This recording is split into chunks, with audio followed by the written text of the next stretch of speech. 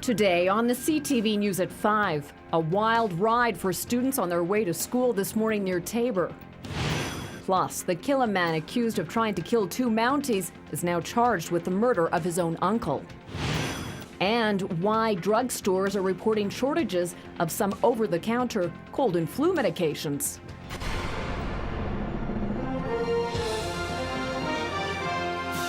CTV News with Jackie Scantlebury. Good afternoon.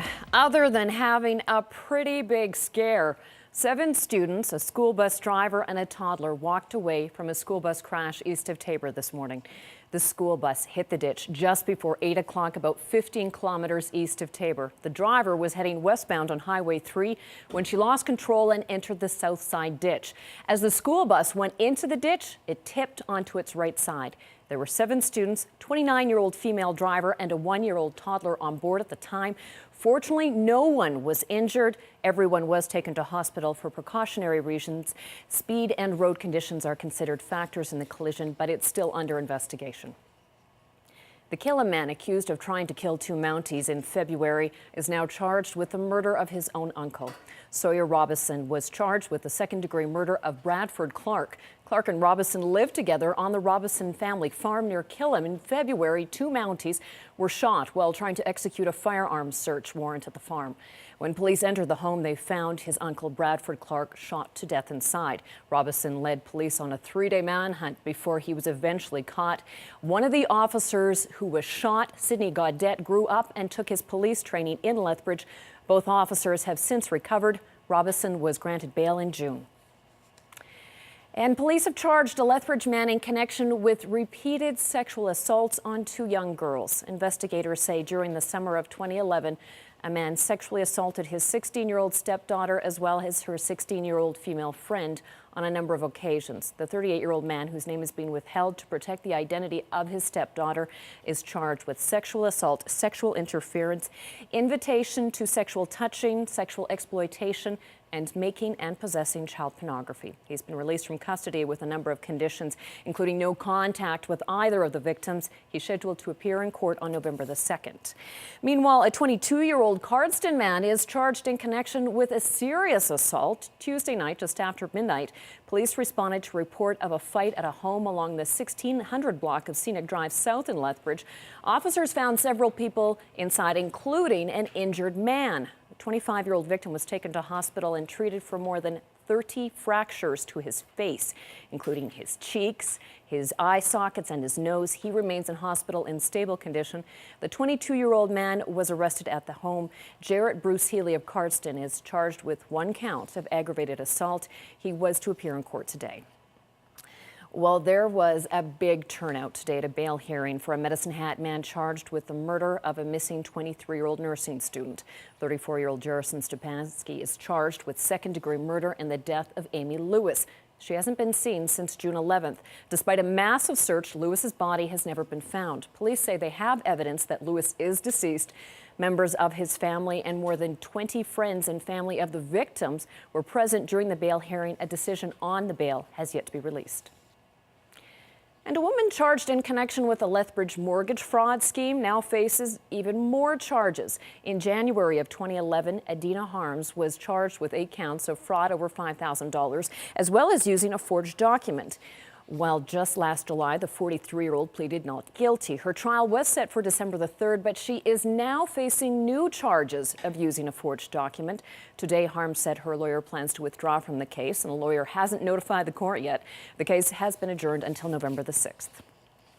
Well, Lethbridge Regional Police have laid 28 criminal charges following a 4-day project targeting car prowlers. Between October the 14th and the 18th, officers in the Property Crimes Unit caught people committing thefts from vehicles and other property crimes throughout the city. Officers caught and charged 7 men, 2 teenage boys. The accused face various charges, including break and enter, theft, fraud, and possession of a concealed or prohibited weapon.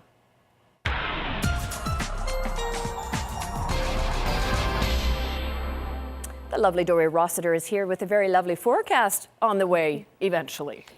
Yeah, eventually. That's the key word. We have a few days of these colder temperatures to get through, and that's not surprising when we've had a snow event at the amount that we did. So it takes a while before we start to warm up. We need west winds at the surface and aloft. Looks like those will kick in late Saturday and then into Sunday. Wait till you see the 5-day forecast. The numbers are encouraging. Encouraging. That's always what you like to hear from the weather forecaster. Thanks, Dory. Well, tire shop staff around Lethbridge have been working long hours trying to meet the demand of customers.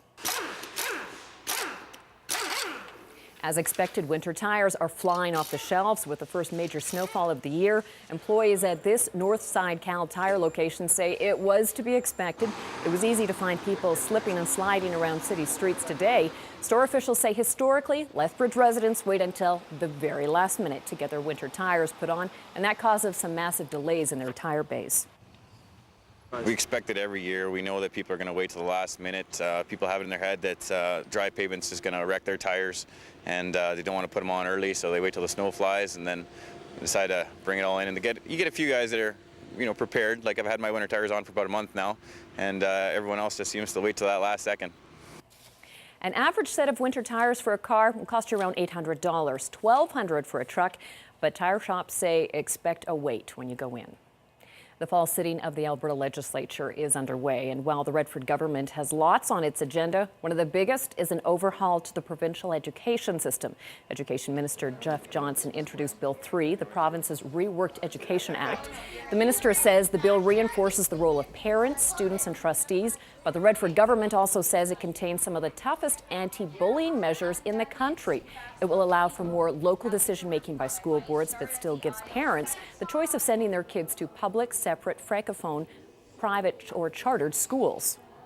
How bullying is going to be defined as impacting the school community and not just students or not just people between the hours of 9 to 3.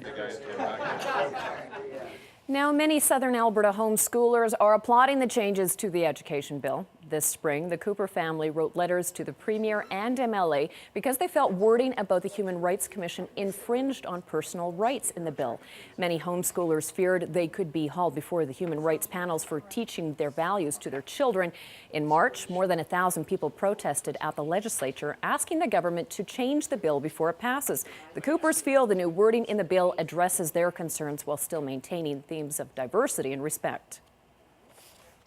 I think they've done a very good job on it to try to accommodate the concerns that the home-educated parents had, as well as to address the concerns that maybe the population in general had about diversity and some of those issues that they felt were important to put in the Act. We're still covered under the Charter and under the Human Rights Commission, but it's just not through the Education Act. And so I think that's worked out well for everybody.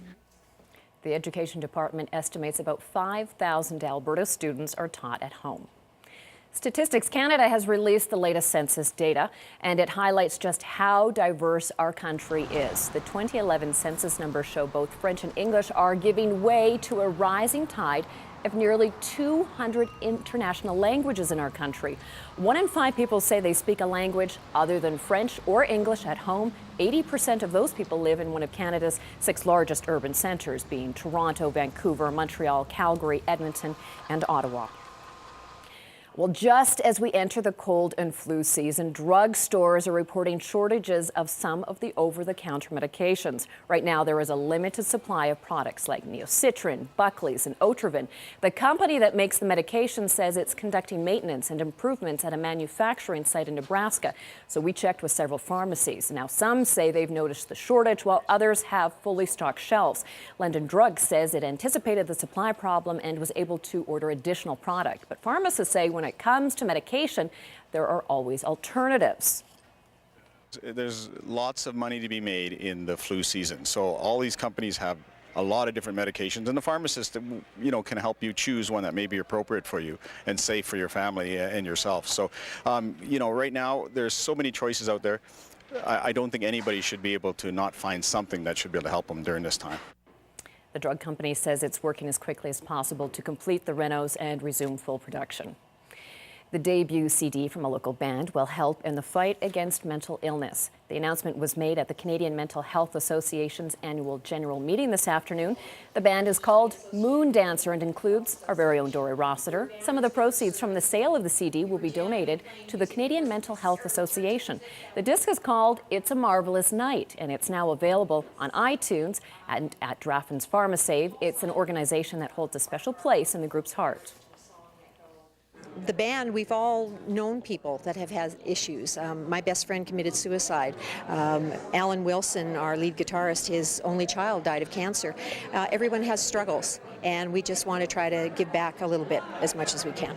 This kind of involvement not only provides that input financially, but also, as she mentioned, the opportunity to get out in the community to groups and let people know the mission and the opportunities that Canadian Mental Health can provide. The CMHA says 20% of Canadians will personally experience a mental illness in their lifetime.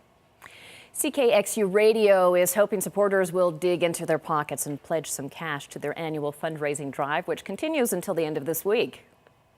And usually what we do in these interviews is find out what kind of things that you might aspire to in terms of your career. CKXU is celebrating its 40th anniversary. The volunteer-driven campus-based radio station at the U of L operates out of the Students' Union building at the University of Lethbridge. The society receives funding to cover operating costs but relies on donations to upgrade equipment. This year, the radio station is also hoping to improve its signal so it can broadcast to a wider audience. CKXU started in 1972, focusing mainly on student issues, but has expanded its mandate to promote cultural diversity and support the local music scene. Now we aim to showcase and promote cultural diversity in southern Alberta, and I think we take that to heart. And so we've named our local fundraiser this year Homegrown Radio, because we've grown into what we are today, and I think you know, a pretty flower is on the horizon. So far, the station has raised about $4,000 in the campaign. Their goal to reach $12,000 by 6 p.m. Friday. Southern Alberta Heritage Site has been presented with a very prestigious tourism award. Head smashed in Buffalo Jump World Heritage Site has received the 2012 Sustainable Tourism Alto Award. The judging was done by a team of 24 industry volunteer judges. The Altos are given out by Tourism, Parks and Recreation for excellence in Alberta tourism. And it was another rough day on the markets. Here are the closing numbers.